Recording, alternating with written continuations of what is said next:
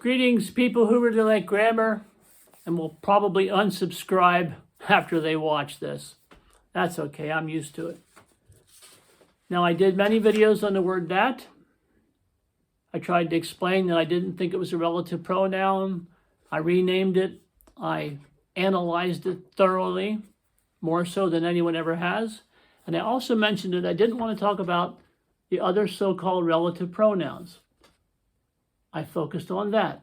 But I'd like to extend this topic and move into those other so-called relative pronouns. And the reason why I chose the word that first, aside from the fact that I think it's just one of the most important words ever used, ever invented, was because it's not subject to inflection.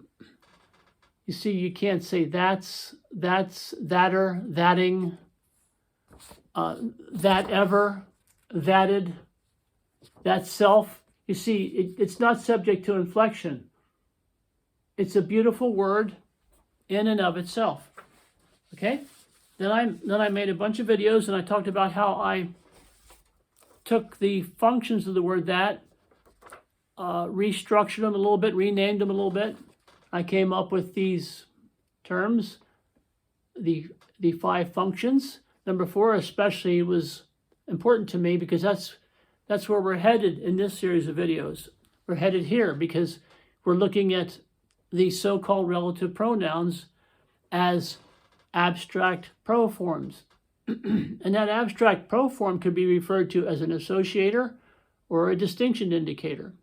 So we're going to focus on this term distinction indicator as we move along. All right.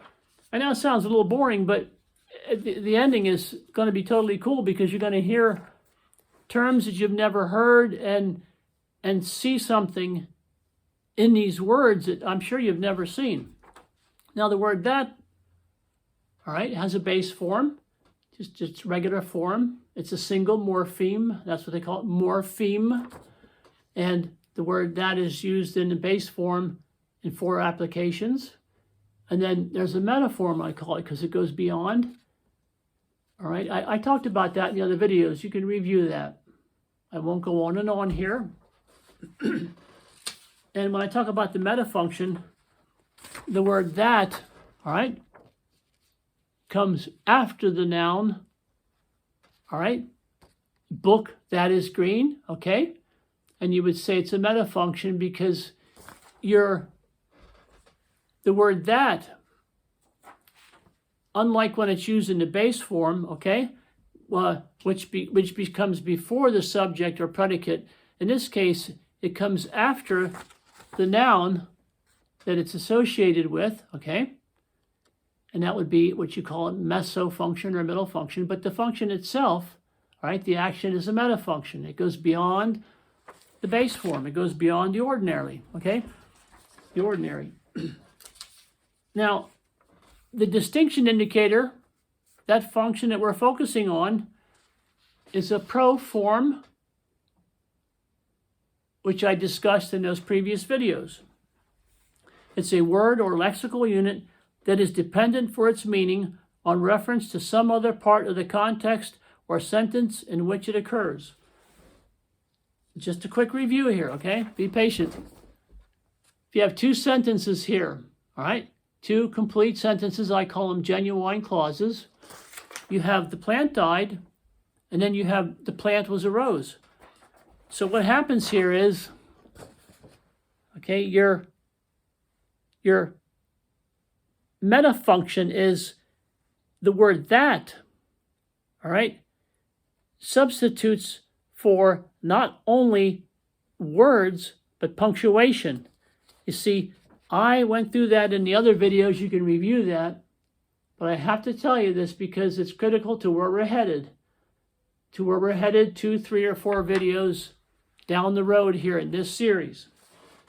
Now, one of the ways you can look at the word that, one of the terms you can use for that 4th function is associator.